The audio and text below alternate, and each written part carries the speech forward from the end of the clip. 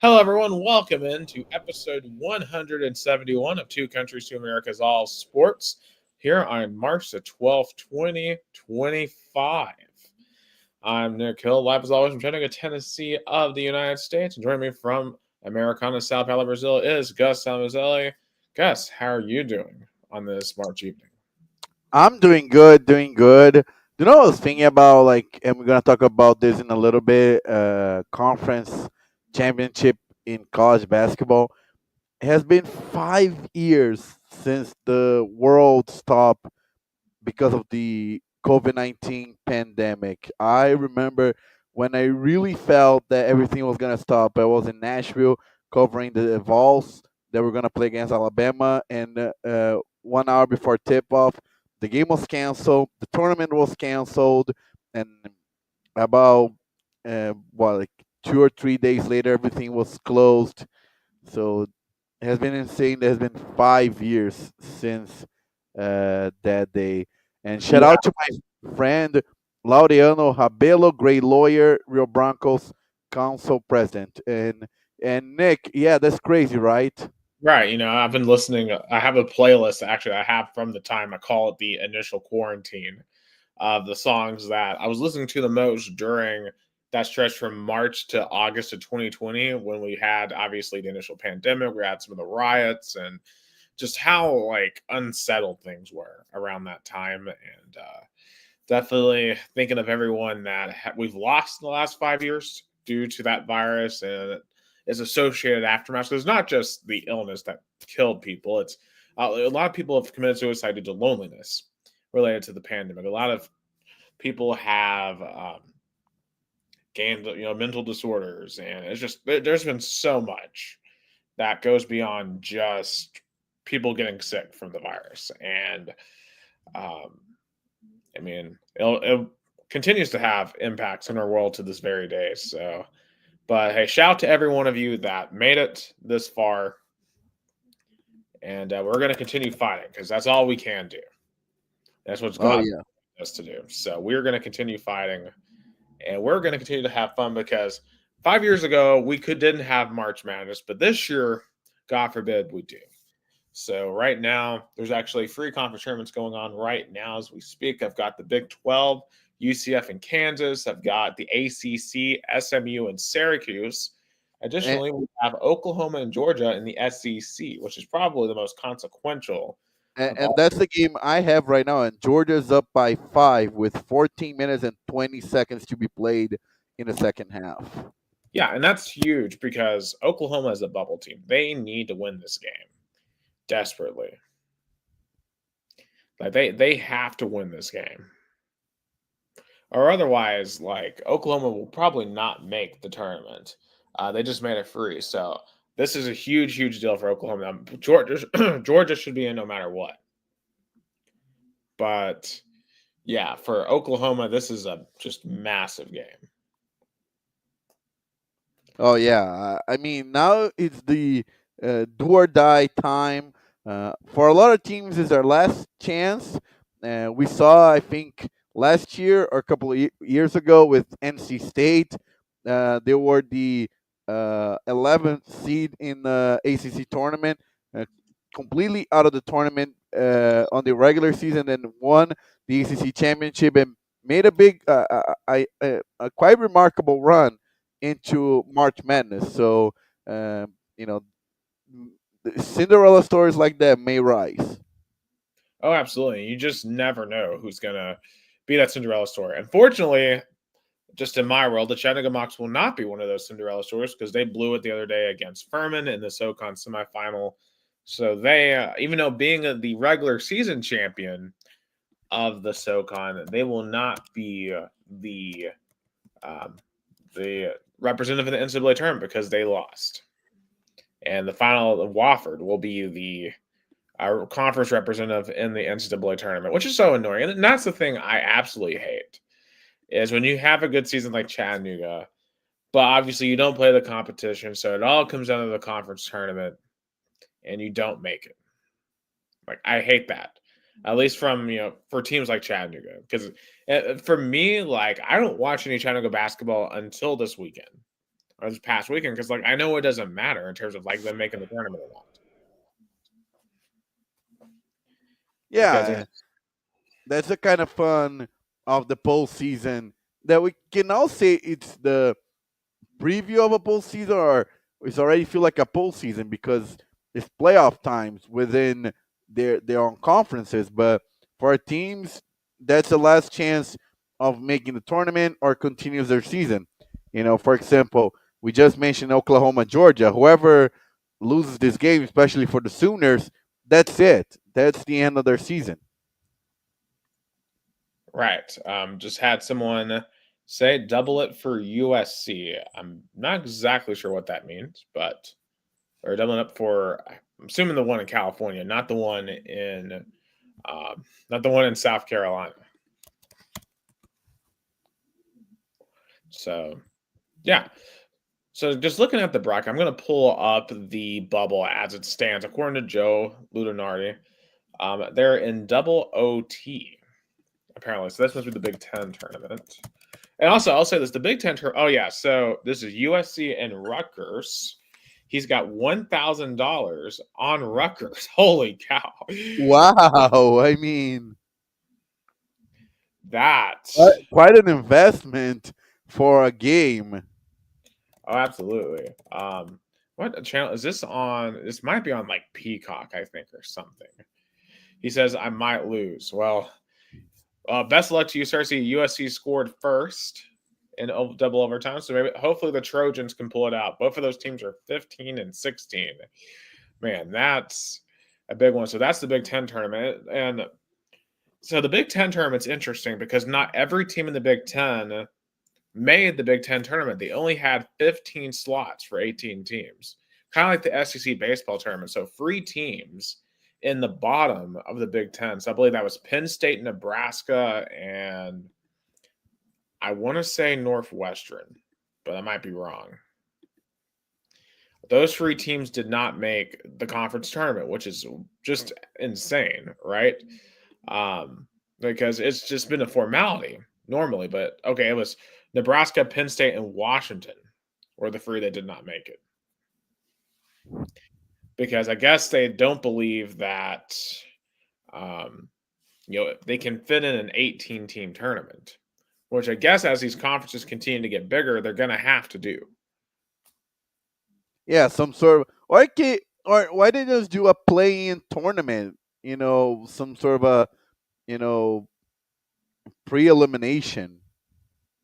Right, because like the SEC had all 16 teams in their tournament. Like, I mean, what's one extra day? Like, how much more does it cost to rent an arena for one extra day? Yeah, and for big, like some schools like Nebraska, or the fans would have show up. The revenue would have been there. like literally Nebraska, I believe they were on they were in bubble consideration, but obviously them not being in a conference tournament, that just kills them. I mean, you can't even make your conference tournament. Why should you be allowed to make the NCAA tournament? I mean, that would just be that would make no sense. So this is what we've got right now. I'm pulling that up, Gus, for you to take a look at. So this is the bubble as it stands, according to Joe Lunardi. So as you can see, the last team in right now is North Carolina.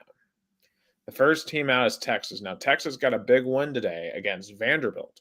So they will be moving on to play Texas A&M tomorrow in that huge rivalry game. The winner plays yours truly in the Tennessee Volunteers. North Carolina is they play tomorrow, I think, against Notre Dame. That's who they play tomorrow. And the problem for North Carolina is the only team they can really beat with a pulse in the ACC is Duke in Louisville. For North Carolina, they probably need to get to, at the bare minimum, the championship game, I think, to truly feel safe, especially if that is a win against Duke. Now, they need to root for some of these other teams to lose, like Oklahoma. They need Oklahoma to 100% lose, I think, to feel safe. And then Indiana to lose, Xavier to lose. I believe, if I'm not mistaken, that Arkansas won earlier in their initial tournament game. So, in that for Arkansas, I think with that win, they're pretty safe because they won 72-68.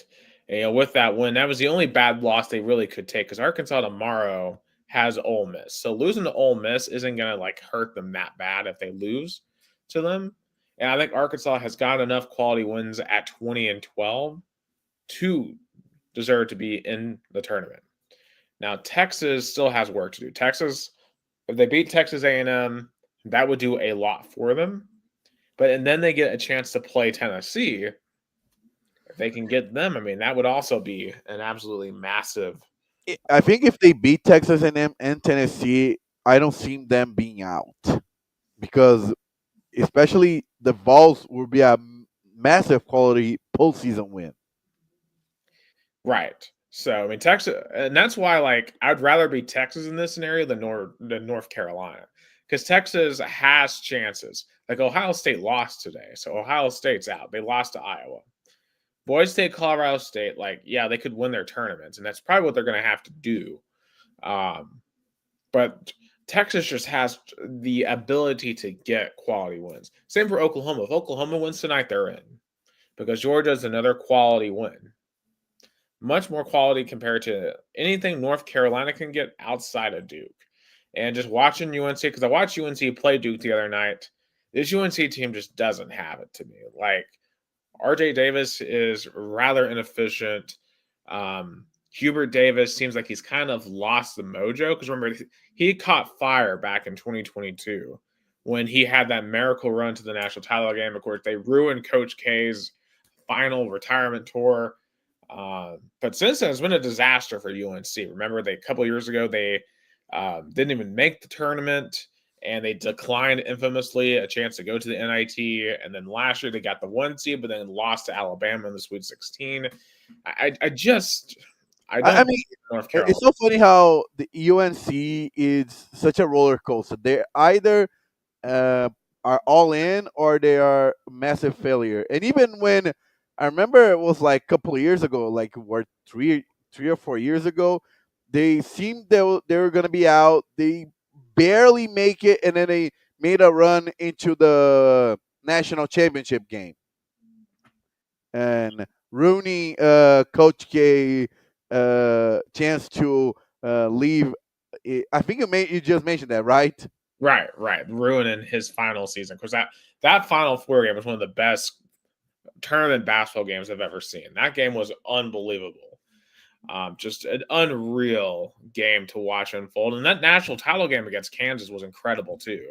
Because Kansas won by, I believe, 3 points as well. And it's crazy because, Kansas is playing right now. Kansas is probably going to be like a 7 seed. Let's see what Joe Lunardi has here. Scrolling through the different brackets. So this is what he kind of has. And obviously we're not going to pick right now, but this is just kind of an idea of what's probably coming, right? Interesting that the SEC has a lot of first seeds. I see Auburn. I see Florida. Yeah, we got Florida. Of course, Tennessee could be in that spot, but, they kind of, after we ended our podcast last week, they kind of blew it against Ole Miss. Of course, Ole Miss is down here at 7. And Tennessee's down here at 2. And man, if this happens, Louisville and Tennessee in the second round. Oh my God. Yeah.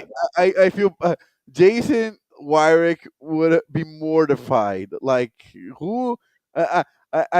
We had to do a watch party just seeing his reaction.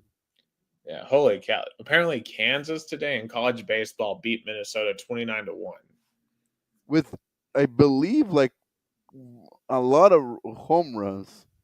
Yeah, I mean, just unreal. I just saw that score come across the timeline. But looking back at the brackets here, so Tennessee right now is a 2 seed. They have us playing Robert Morris, who once upon a time beat Kentucky in an NIT game.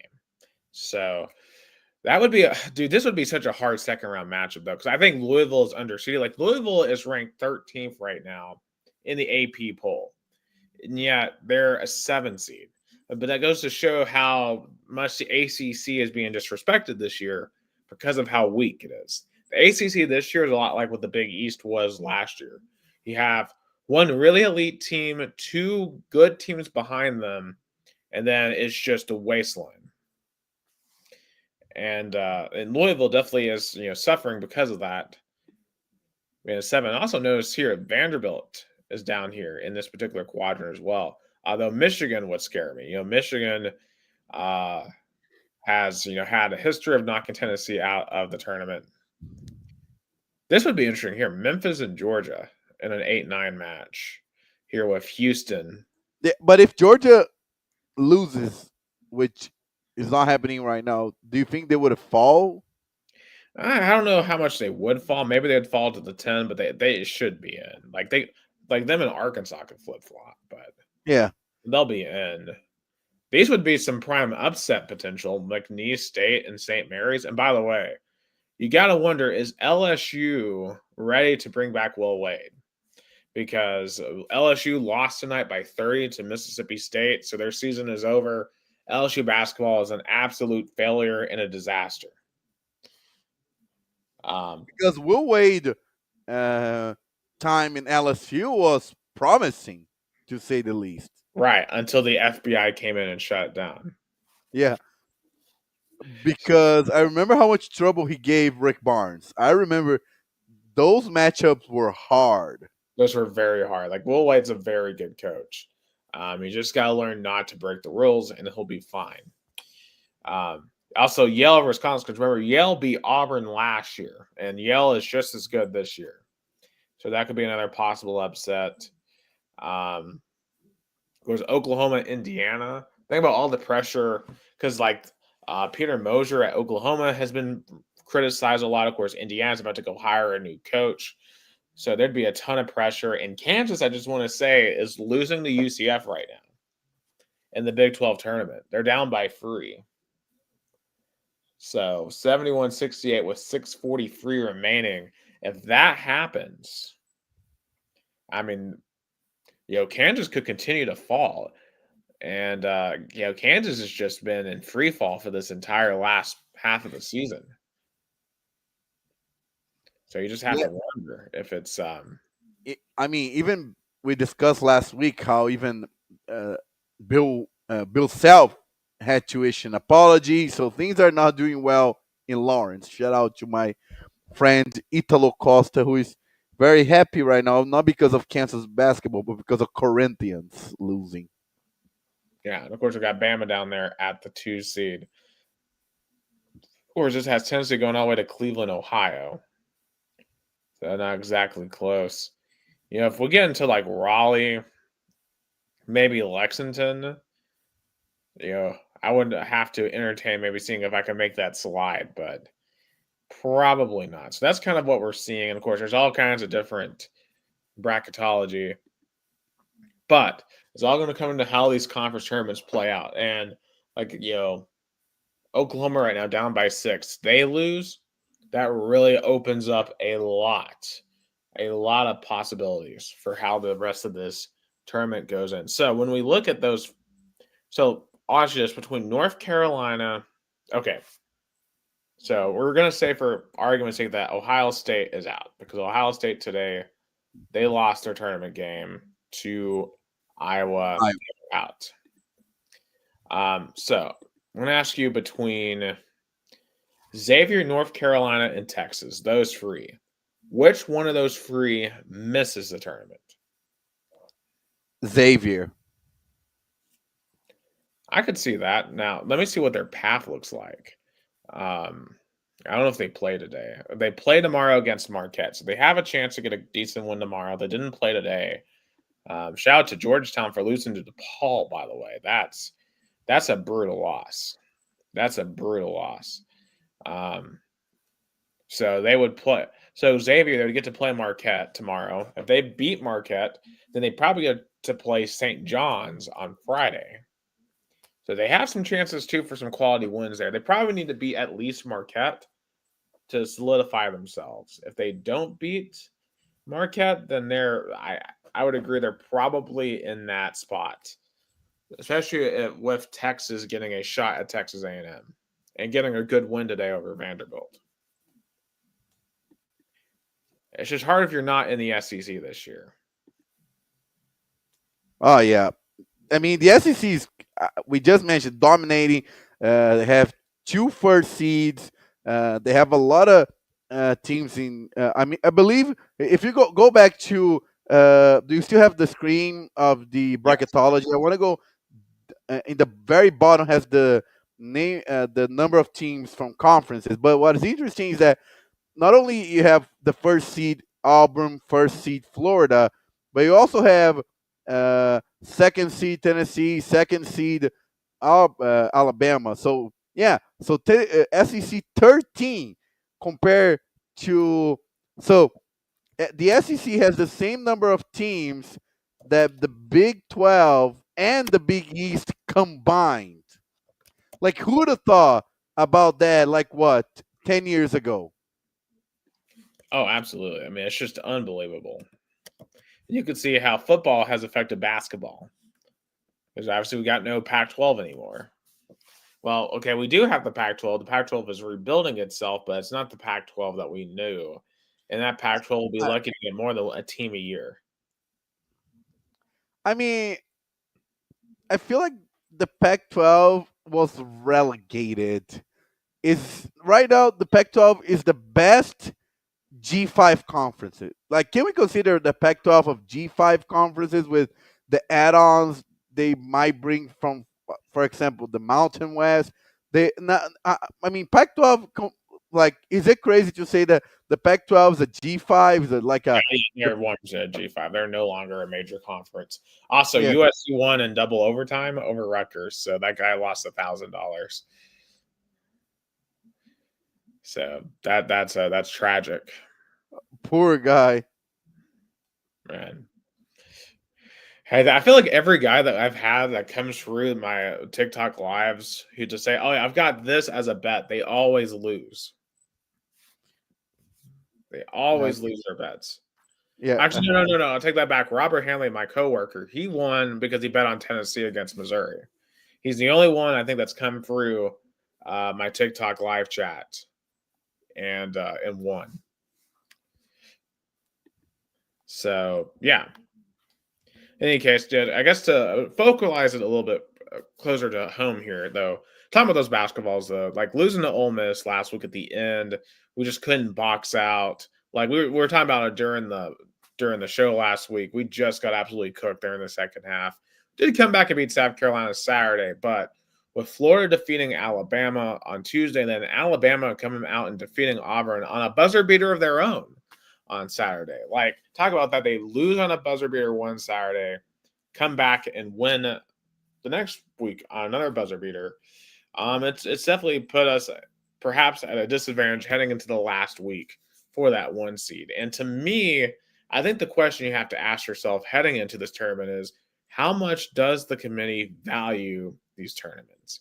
Because it feels like at times the committee just does not value the tournaments that much, especially when it comes to seating. And you have to ask this from a risk reward standpoint if you're Tennessee or if you're Alabama or Florida. How much energy do you expend in this tournament, knowing you already have at the very worst a 2C locked up? Or do you try to go out and try to win it and hope maybe winning the SEC tournament bolster that number one? Because Tennessee could run into a Florida or Alabama at some point in this tournament if they keep winning, if they find themselves in the semis or the championship game. And could that be a referendum for the one seed? Or will the committee have already made its mind up and that game doesn't matter? And the last thing I want is to be in a situation where where the committee's already made its mind up, no matter what happens in the championship game. Like, imagine if Tennessee beats Alabama on Sunday in Nashville, but Bama still gets the one seed. Like, that would make conference championship games completely worthless, at least at the level of the SEC, because, well, like, what does it matter? But and then we're gonna get the same, like like we're discussing football. Oh, should focus. Like for example, uh, Georgia won the SEC championship, and then they were eliminated on the first round they played.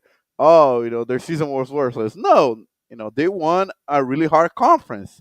You should be proud of winning a conference because there's no guarantees of you winning the national championship. So winning a conference is an accomplishment by itself, especially being such a hard conference as the Southeastern Conference. I'm not, there's a difference between, oh, I won my conference is a hard Horizon League or the SoCon, and not disrespecting them, but there's a difference between winning those conferences and winning the SEC.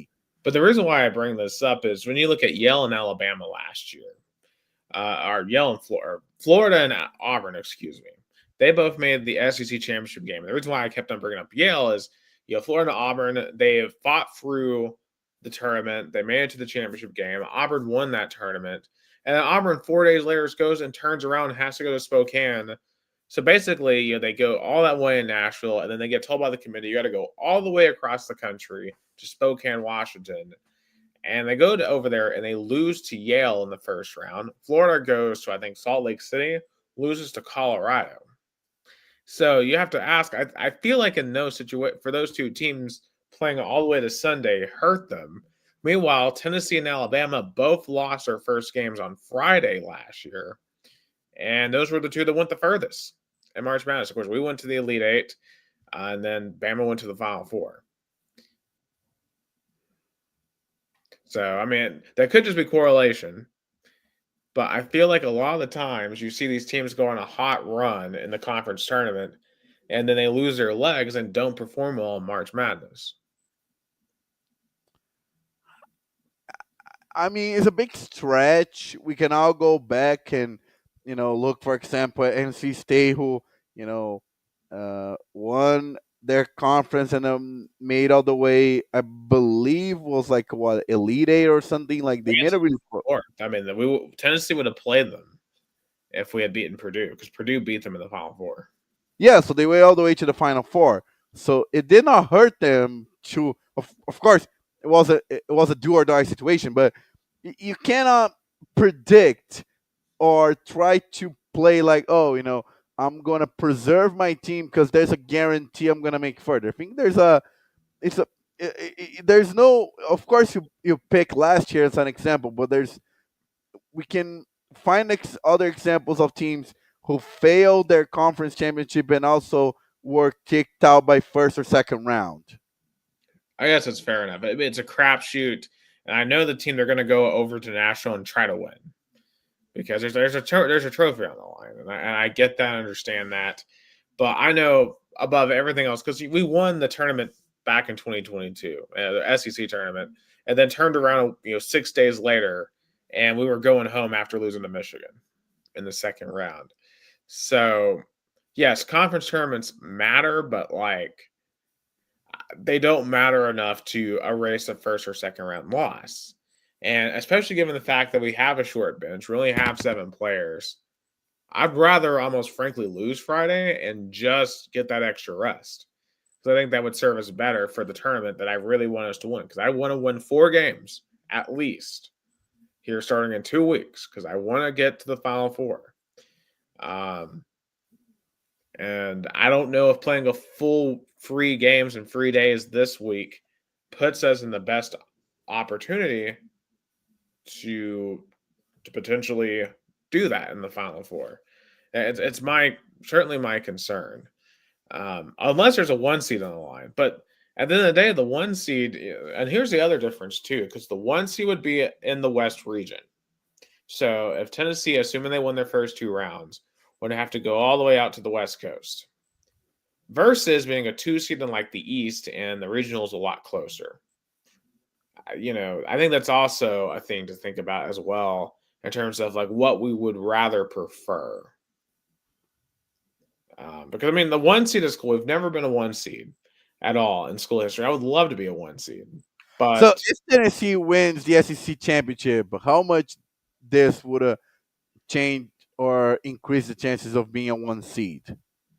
I would hope we would get it. Like, because otherwise, if we win the SEC tournament and don't get the 1 seed, then I will be fully convinced the tournament does not matter. Like, if you win this conference tournament, like if any one of Alabama, Florida, or Tennessee, if any one of those three win the conference tournament, they deserve to be that last 1 seed. Because otherwise, what does the tournament matter? Because you're just saying it basically doesn't matter in that case. And like it should be, I think, made it clear to all three of these teams, look, one of you is going to be the 1 seed if one of you three beat Auburn and win the whole thing. So I think if that's what's going to come down to, then yeah, in that scenario, I would love to win the tournament, but only if I knew that the 1 seed was on the line. But even then, is it really worth going all out to win that 1 seed? I'm just looking at the bracket right now. Of course, we're looking at Texas A&M or Texas on Friday afternoon. And then on Saturday, if we win, we're looking at Auburn, Ole Miss, or Arkansas. So we certainly have chances to get several big wins because, it's the SEC. So, I mean, you can't go down. You can only really go up. In terms of where I think we'll come out, because I know last year we came out and we're just awful against Mississippi State and just got thrashed on Friday. And I think this team isn't going to let that happen again. I think they'll come out and beat whoever they play on Friday. I really do. Saturday is probably with Auburn. Now, Auburn has struggled. My guess is Auburn makes it to Saturday, and that would be a war. I would probably lean Auburn in that game. So I think we get to Saturday, and it's probably not enough to get the 1 seed. But that's just kind of where I see it. Yeah, I would say that that's what I was arguing about. Like teams should go all into especially the SEC schools should go all in their conference championship because it won't hurt them. It will help them in their bracketology chances of being a better seed. Absolutely. And Oklahoma now is up by 5. So they maybe well on their way to making the tournament at this point. Kansas has come back. They're up 81-78. Also, poor Syracuse. They're down 57-43 to SMU. Syracuse is going to finish the year 14-19 probably. Man, far cry from what they used to be. Yeah, real quick, I just want to flip over to the ladies real quick. Lady Vols, they lost in the second round last week to Vanderbilt. So very likely at this point, what we were looking at for the Lady Vols is they're going to have to travel somewhere because it looked like they were going to have a really good shot of hosting, but then losing to Georgia in the last week of the regular season really screwed them. So right now they're projected to go to Waco to a Baylor regional where they would play Grand Canyon. And right now, this Tennessee team is not playing good at all. They've lost 3 of 4. It looks like they've kind of run out of some steam. I don't know how good I feel about them all of a sudden turning it back on in a NCAA tournament. Like, I would be thrilled if they made it out the first weekend to the Sweet 16, but I'm not holding my breath. Yeah, I mean, it's the first year of Ken Caldwell. She, again, is playing with players that she did not recruit, making the best out of it. Still Kelly Harper's players, but I mean, she is very intense, and sometimes this intensity may, push the team to the limit. Right. So we'll just see if maybe, hopefully, 2 weeks of recovery between the SC tournament and the NCAA tournament maybe can rejuvenate them. The top 4 seeds look like it's going to be South Carolina, Texas, UCLA, and USC. So the SEC and Big Ten, because remember UCLA, USC, Big Ten schools now dominating in that conference as well. Because in women's basketball, the Big Ten has 12 teams, the SEC has 10 teams. And the Ivy League has 3 teams, which is insane. The Ivy League in women's basketball is really good. Oh yeah. Yeah. So in any case, that's a look at bracketology. Of course, next week we are gonna have actual brackets, and we're gonna sit through. We'll make a bracket, and we will see um, who we think is gonna win it all. Um, Real quick, just also in college sports, uh, baseball. The baseballs are undefeated still. They're 16-0, and we're getting ready for conference play this week, hosting Florida. Now, I think this is going to be a messy series because of the weather. We should Friday should go on. Friday should be held without a hitch. I don't know if a game's going to happen Saturday. I doubt it. So we may have to have a doubleheader on Sunday. Um, but with this baseball team, I feel very good about them. I feel comfortable about them handling business because they've just been on fire so far. Yeah, they pretty much dominated this, first part of the season. But from what my experience covering the college baseball, those kind of games, you're just trying to find a rhythm. You're just trying to see, where the team is at. Tony Vitello is definitely trying to find their best rotation and exploring what lineup he's gonna put in now in conference play. Right.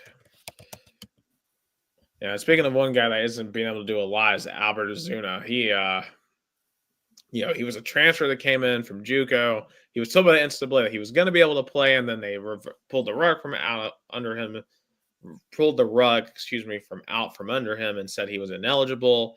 So basically, he has been able to play, and he wrote a long letter on his Twitter that I encourage you to go read, where basically he's saying, "I came here to try to provide for my dad, who has a bad back." And the NCAA is completely taking this opportunity away from him, and I feel just awful for him that he hasn't gotten this chance.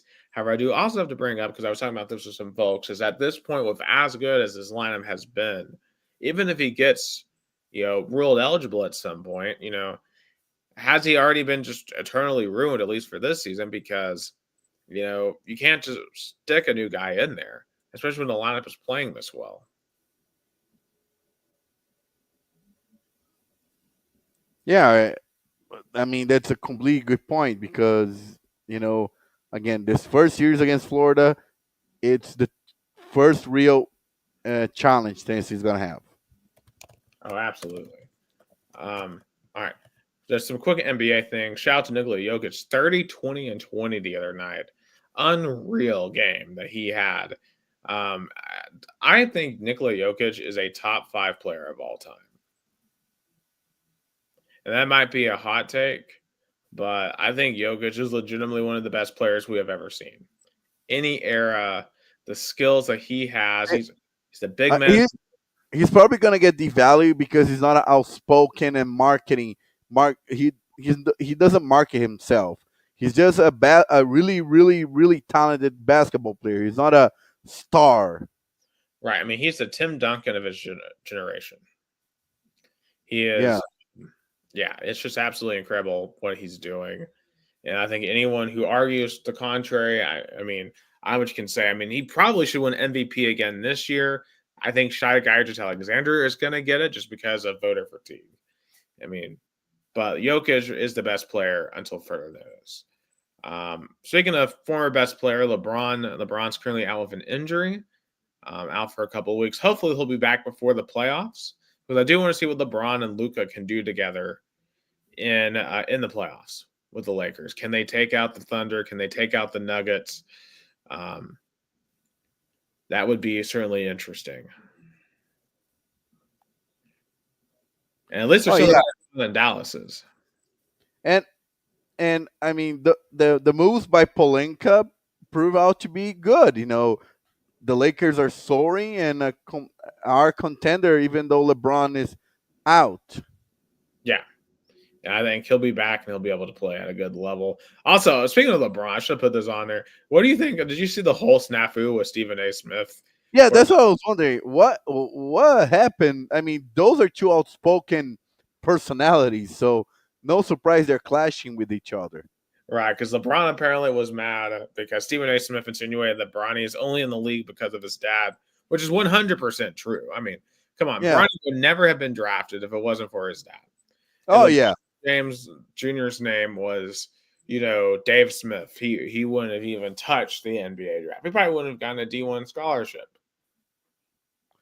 He would have got. I mean, he was really, really talented in high school basketball player, but Right? I mean, he, he did nothing at D1 though. He yeah, averaged like 8 points a game at USC.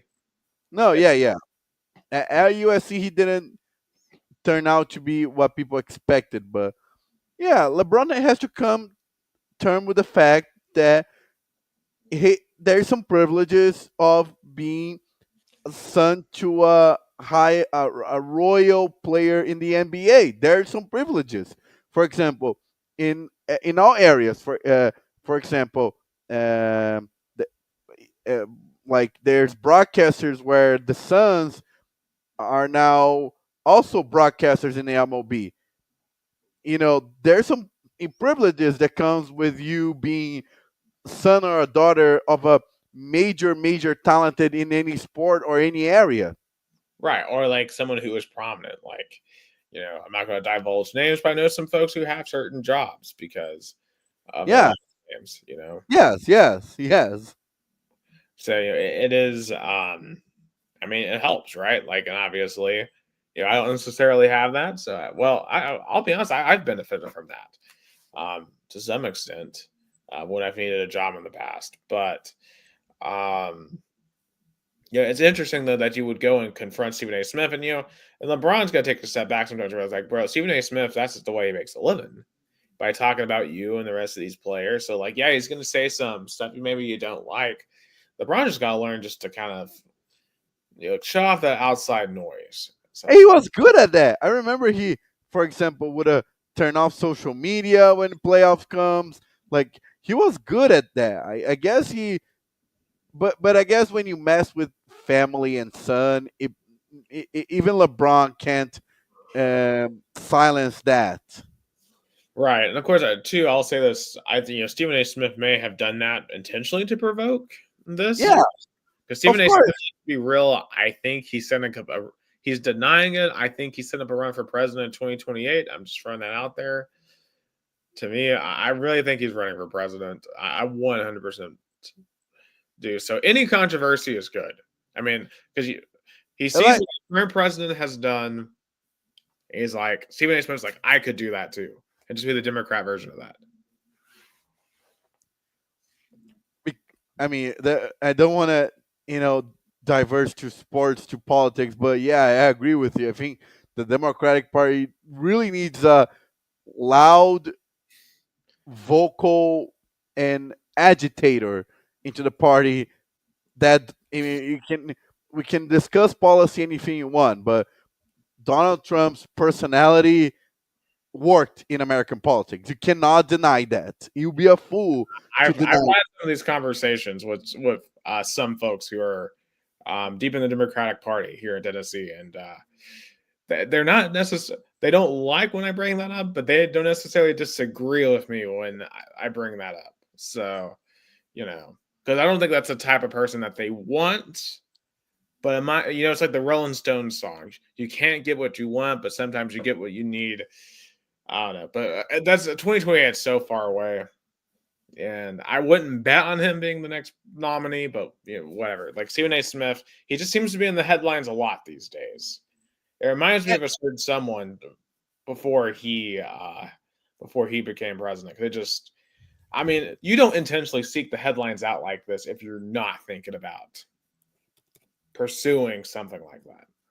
And politics aside, Stephen A. Smith makes a living off of this. It's like Skip Bayless.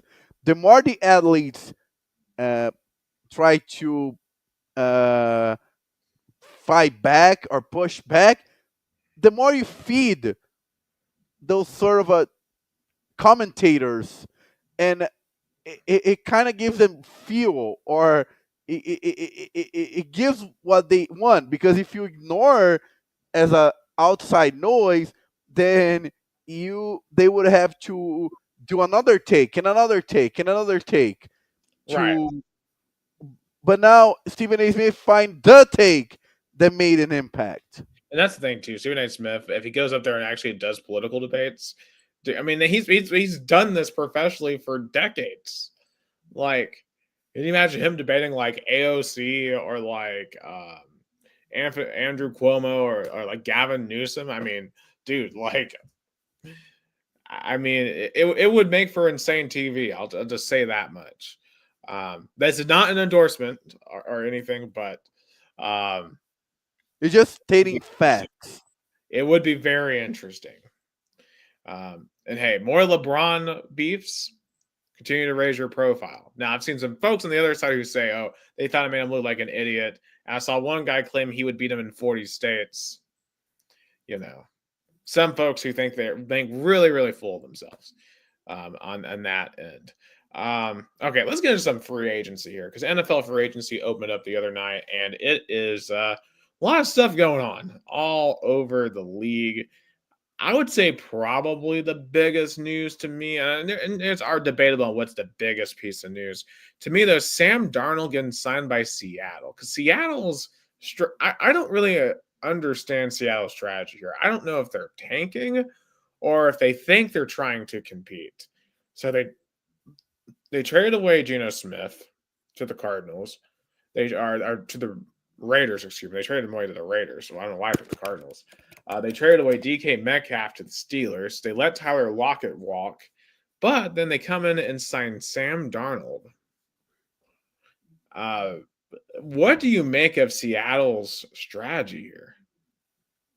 I mean, they're in a rebuild, but they don't want to fully go into tanking. So they found a quarterback who is reliable enough to fight for a wild card spot, but not necessarily spend a lot of money.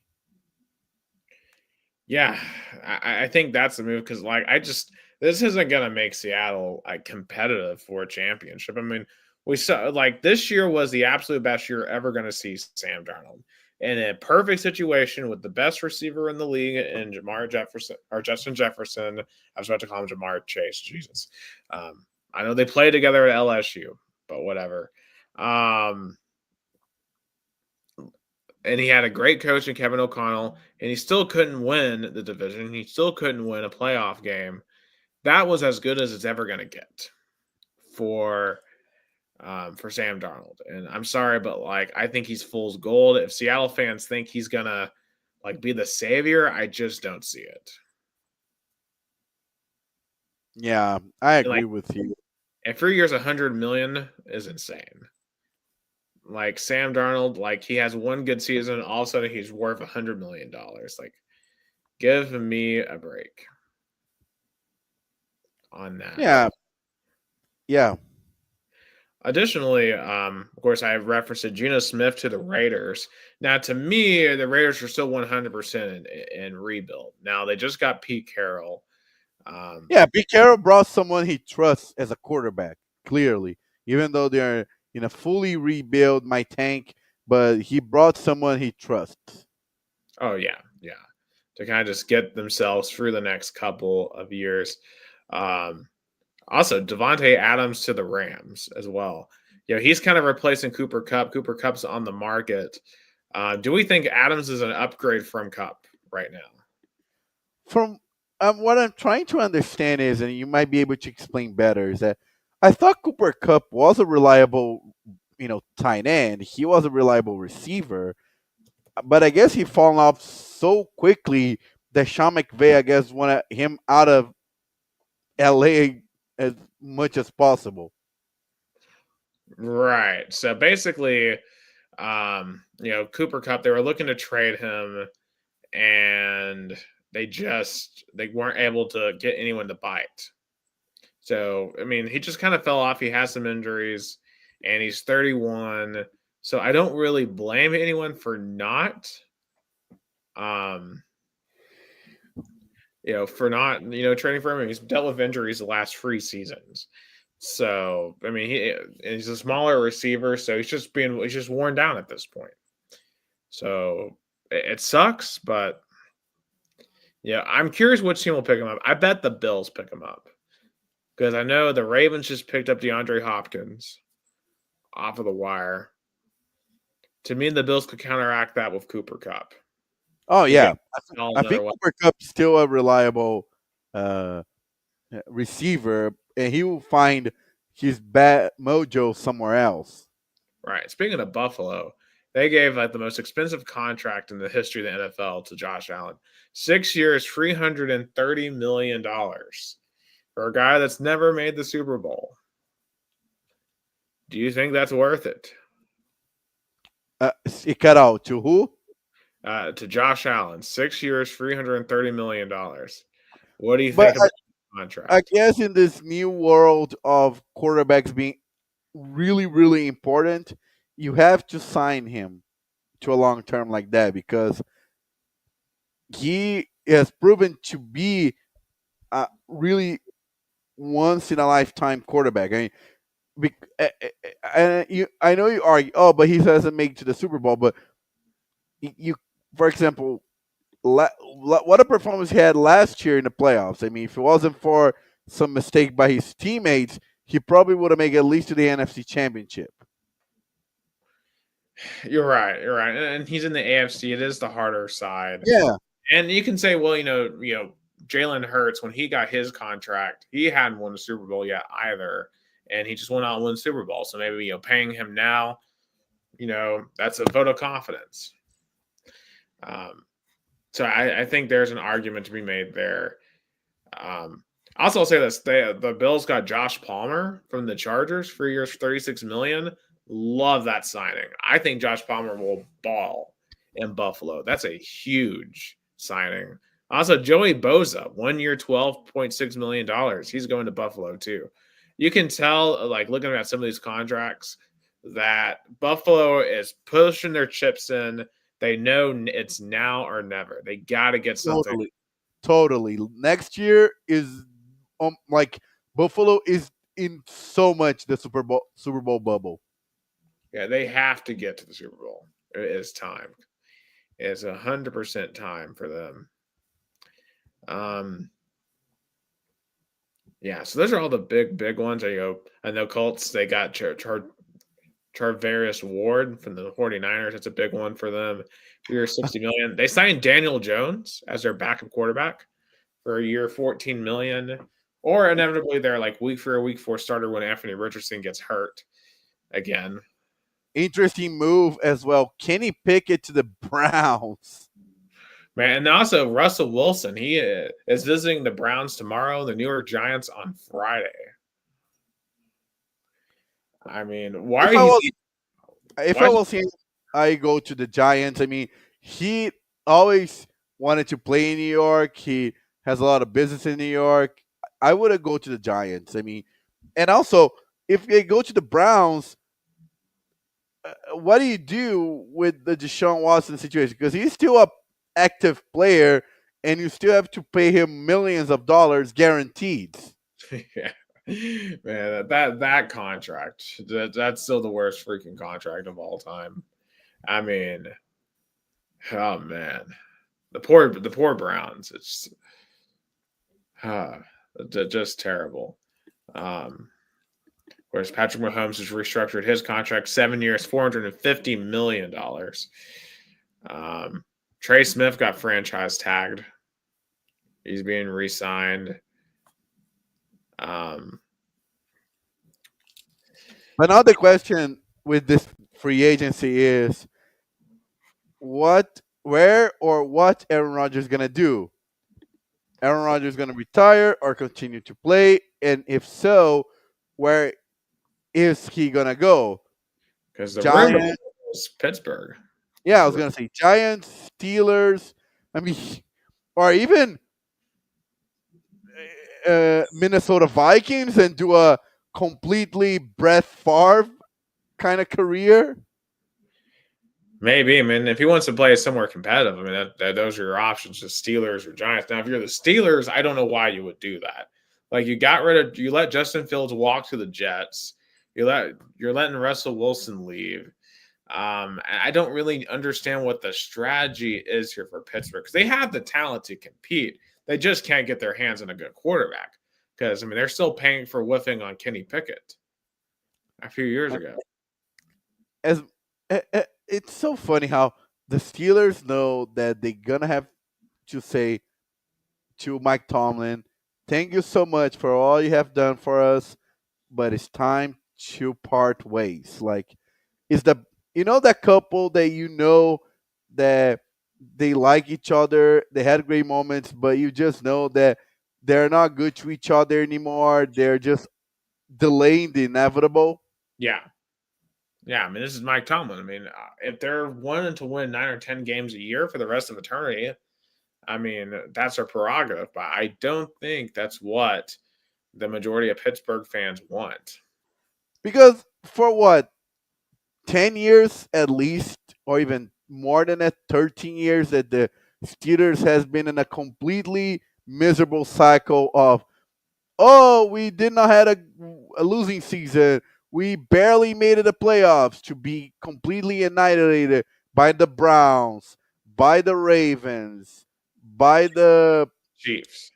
Chiefs, like it's the same story over and over and over and over again. Yeah, and it just they just don't choose to move past it. I don't really understand it. Another team too, a team I've not mentioned so far is the Tennessee Titans because they've done basically nothing in this free agency. And the biggest signing they've had is an offensive lineman named Dan Moore, who was with Pittsburgh 4 years, 82 million. And the thing that has me concerned is the fact that every Pittsburgh fan I talk to says he was terrible, and they're glad to see him go. Which is never a good sign when the team's fans that got rid of that player are happy he left. But we've not signed a new quarterback, so it appears for the time being that Will Levis is still the quarterback in Tennessee, which is absolutely amazing. I love to see that. We did get a new punter, Johnny Hecker, which he's a good punter. But there's no reason to be excited about Titans football right now at all. And a lot of this is going to come down to how we handle the number one pick. Do we trade out of it? Do we draft Cam Ward? Do you draft? Of course, we let Harold Landry walk for some reason. I think that was a stupid decision. Let him go to the Patriots. But all that aside, it's just I don't see more than 2 or 3 wins next year at all. Yeah. A team that has been in the AFC making interesting moves are the New England Patriots with former Tennessee Titans head coach Mike Vrabel. Yeah. And I'm glad he's away from Tennessee because this is a. Yeah. And one of the players they signed was a former Vol, Josh Dobbs. 2 years, $8 million. Right. And they also have Joe Milton on the same quarterback staff. So they're both backing up Drake May. Yeah. And you just have to wonder, is someone going to make a move for Joe Milton? Because Joe Milton played very well in Week 18 last year. And, of course, we all know how inconsistent Joe Milton is as a quarterback. We've experienced it firsthand. I love Joe Milton to death, but he's inconsistent. And he has flashes of brilliance. And he looked brilliant in that game against the backup Bills back in January. You know what day he didn't play well? I don't know what you're talking about. Maybe ask what player he's mentioned, because we mentioned so many players. Every day for Tennessee. Joe Milton had some good games for Tennessee, man. He was the MVP for the Orange Bowl. I was going to say, like, that performance against Clemson in Miami was his best performance for Tennessee. Yeah, but this is the thing about Joe Milton. He'll have a performance or two, especially when he goes somewhere that makes you think, oh, wow, this guy is going to be insane. But then, you get several games in and you realize, oh, crap, this guy is very inaccurate. He overthrows guys all the time, and it just I remember one game that he really disappointed. I think it was Pittsburgh at Neyland Stadium. That game, he did not play well. Right. Well, he didn't even play until like the second quarter. He got knocked out. The game that really soured me on him was Florida, going down to the swamp and just playing like absolute trash that night. Like he was horrible in Gainesville because Tennessee had a better team than Florida in 2023 and just completely crapped the bed because we could not hit down the field. And Nico and trust, heck yeah, man. And Nico, we do trust. The balls are coming. We love Nico. Nico definitely is a lot better than Joe Milton. I think you will see that certainly this year.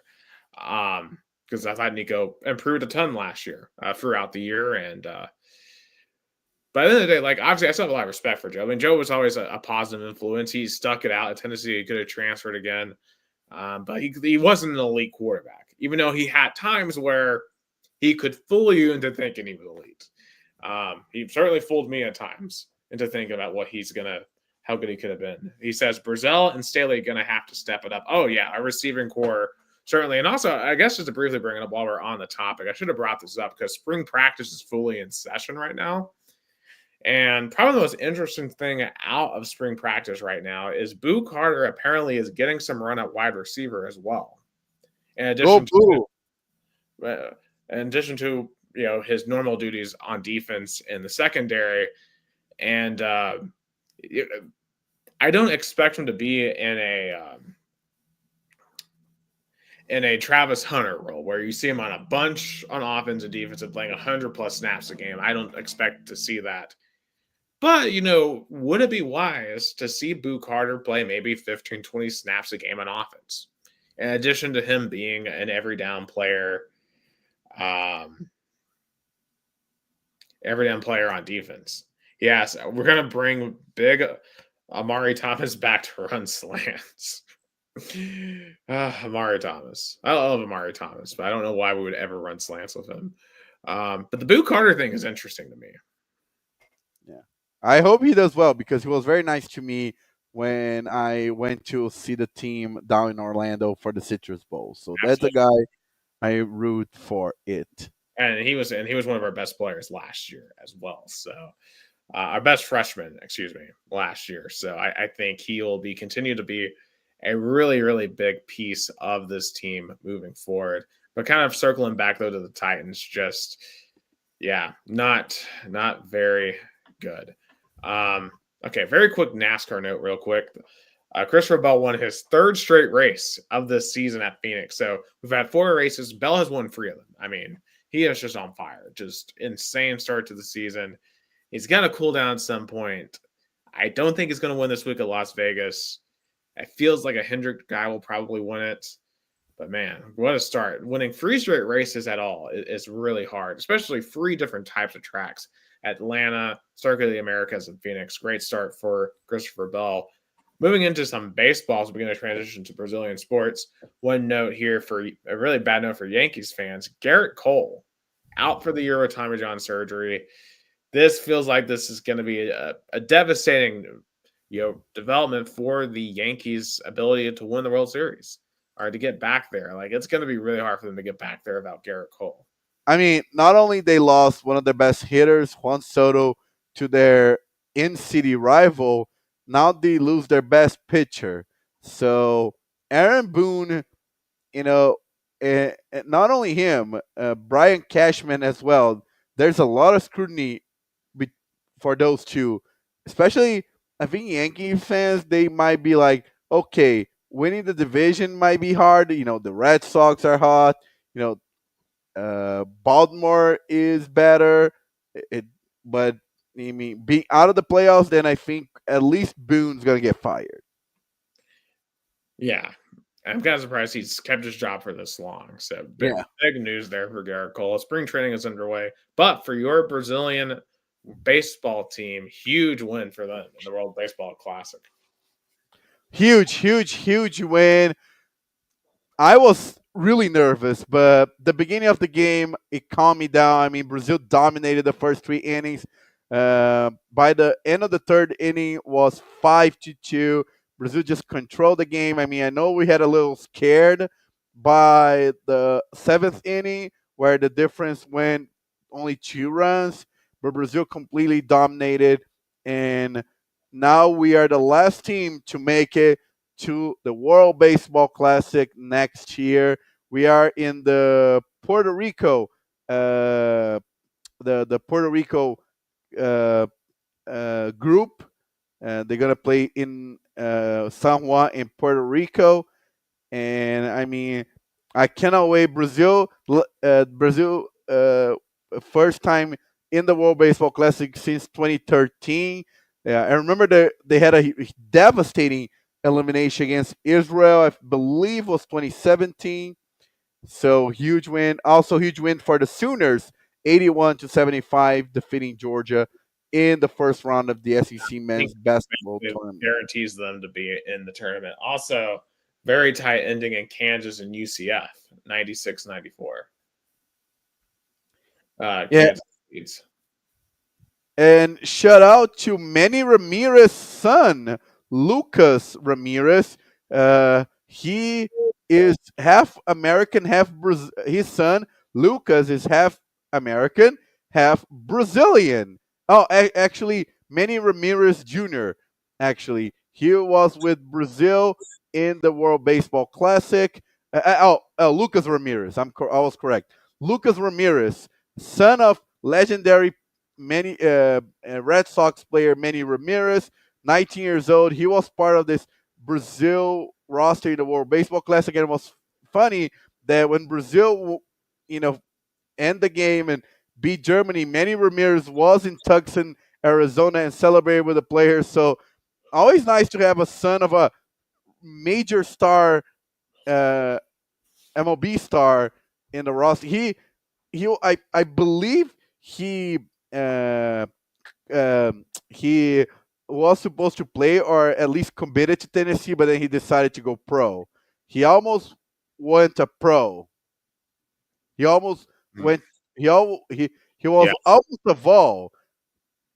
He Yeah, I mean, and we've got managed to get a lot of players who probably should be pros right now to come to Tennessee. So yeah he's missing out. yeah. Lucas Ramirez signed with Tennessee in November 2023, but then he decided to go pro.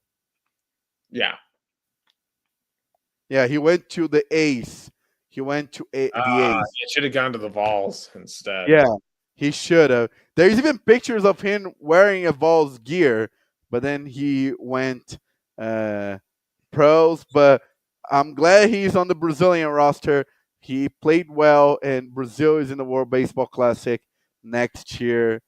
So proud of them. So proud of for Leonardo Reginato. You know, he never played in the majors, but he came close just to play for the Triple A's team of the Minnesota Twins. I remember, I even look at the picture right now, legendary matchup of Brazilian reliever Thiago Vieira that was playing AAA of the Chicago White Sox versus uh, uh, batting was Leonardo Reginato for the AAA team of the Minnesota Twins. So that was one of the most historical nights ever, at least for me as a baseball as a Brazilian journalist who covered baseball. And so happy, at least for Reginato and for Paul Orlando. Paul Orlando is a veteran for those guys. He won the World Series for the Royals in 2015. So happy for them and so proud of the Brazil team that after 13 years made it back to the World Baseball Classic. And since we're talking about Brazil transitioning to Brazilian sports, especially soccer, start with the tonight's disappointment. That was Corinthians. They won 2-0 against Barcelona of Guayaquil from Ecuador, but that wasn't enough. They had a terrible game last week. They lost 3-0. So in the aggregate, 3-2 Corinthians, the third time they were eliminated before the group stage in Libertadores 2011, 2020, and now in 2025. Corinthians out of Libertadores. They're gonna play in the Sul-Americana, which is the Europa League version in South America. The South American version of the Europa League, but definitely is going to take a toll in the Corinthians finances. I wonder how much this is going to affect Corinthians roster. That is not cheap. Only Memphis Depay is a $2 million salary, a 2 million real salary. So That roster is not Sounds cheap. like it wasn't worth the investment though if they couldn't win. Yeah, that's what a lot of journalists are questioning Memphis Depay, because those are the kind of games that you pay big bucks for it. That you're supposed Yeah. to be the difference maker, and he wasn't. He played very average in the first leg and tonight's game. So I that's a and this year uh, he uh, he he forced the team. He forced Gaho, the Argentinian player, to switch jerseys because he wanted the number 10 jersey. He got it, the number 10 jersey. Gaho is number 8 right now, and you know, and I mean the fans loved him and he adapted very well, but it's fair to question, him, because, like, for example, on Sunday, Corinthians won 2-1. He played well, but the difference maker was Rodrigo Garro, not him. And again, Is tonight, he, is he even going to be like on the Netherlands national team next year for the World I Cup? mean, the Netherlands head coach went to Brazil to watch him practice to see how is it. I don't know. Let me see if he got called in this uh, for this FIFA. He's struggling there. Like the Netherlands has to have some better options. Oh, Memphis Depay was called by the Netherlands. Memphis Depay was called. I mean, Memphis that's Depay, probably just seniority. yeah, he was called for the FIFA break right now for the Netherlands. But huge disappointment for Corinthians.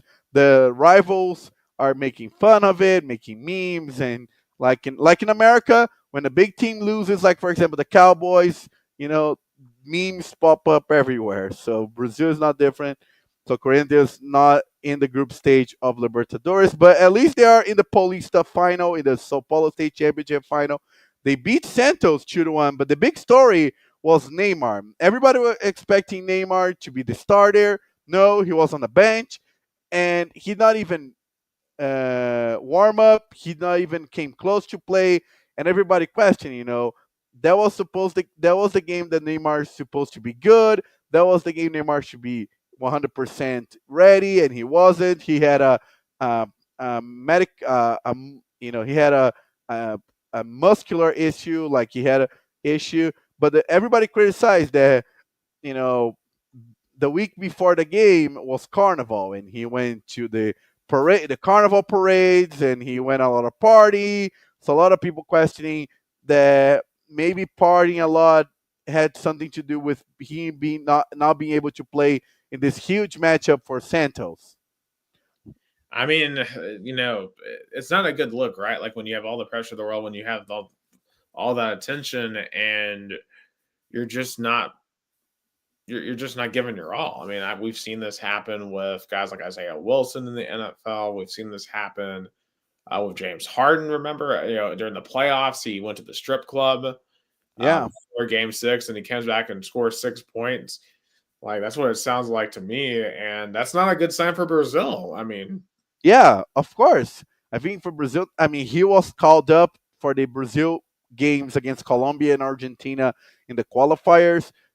And but I agree with you. I think Neymar is being too cuddled, too cuddled. He's being like, oh, this injury wasn't related to him being at the carnival parades, but when you're recovering, when you are getting back on your full itself, you have sometimes to preserve. Like you want to party hard, do it at your house. You have a right. mansion, you have 3 huge houses. Just do a private party, hire all the hookers in the world, all the beautiful girls in the world. You want to have it. I mean, but not a good look. And Santos fans definitely not feeling it, and they're not criticizing hard because they're still want Neymar to work and just happy to have Neymar, and they know that without Neymar, maybe Santos will be eliminated sooner. It's But like it's like he's getting like a Pele type treatment, even though he hasn't produced Pele results. And yeah, yeah, and you can hope that Neymar is like Pele, but like compare him to Messi, his generational counterpart. Neymar doesn't hold a candle to yeah. Messi. He doesn't hold I a candle to Ronaldo. I think Hold by the end, I mean, comparing Neymar to Messi, I think by the end, that decision, leaving Barcelona to PSG, that was a detrimental to Neymar's career. He was at the top of his game at Barcelona. If he would have understand that being a number two and wait a couple of years, then Messi might leave and he would be the superstar of Barcelona. Would it be way better than being the star of a mediocre PSG team where even though he won countless French titles, it didn't amount to anything to his legacy. right, and then Mbappe showed up and just completely Yeah, outclassed him. yeah. And ironically, PSG right now does not have any superstars, and they are making a run in the Champions League. They eliminated Liverpool in penalty shootouts. So interesting. I mean, with Messi, Neymar, and Mbappe, they could even go to the quarterfinals, and now they're in the quarterfinals of the Well, Champions it's a League. reminder that in soccer that right at the end of the day, like you just need a solid team. You don't need Yeah, superstars in yeah, soccer. I agree. I mean, the only team that goes against that is Real Madrid because they have all the superstars and they have a solid team. Again, they defeated Atletico Madrid. They are again in the quarterfinals. I mean, Real Madrid is the only team, I guess, that define all odds and Right. continues to be at the top. But I guess because they have young superstars like Rodrigo, Vinny Jr., you know, they're crafting Endrick, so they're getting the right Brazilian superstars, I guess, and that makes a difference. And last but not least, so I mentioned Corinthians Palmeiras it's the final of the first division of the Sao Paulo State Championship, and Flamengo and Fluminense in Rio, the finals. And last but not least, Rio Branco is in the playoffs. Rio Branco is in the playoffs now 100%. Before today was 99%, but now it's 100% because of União Suzano losing to 15 de Jaú.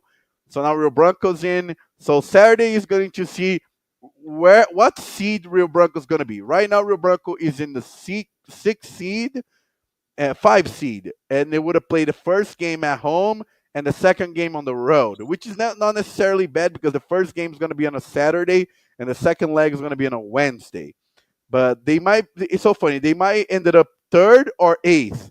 It all depends on this next last week of regular season in the third division state Sao Paulo State Championship. They're gonna play the first place Marília on the road, and Marília, they're preserving some players because of like a lot of players have quite few players have two yellow cards, so they don't want to get another yellow card and be suspended for the first game of the quarterfinals. So and and also Rio Branco's gonna have to define that. So Luis Carlos Martins, which had a really intensive practice today. I like what I saw. Players really, really practicing hard.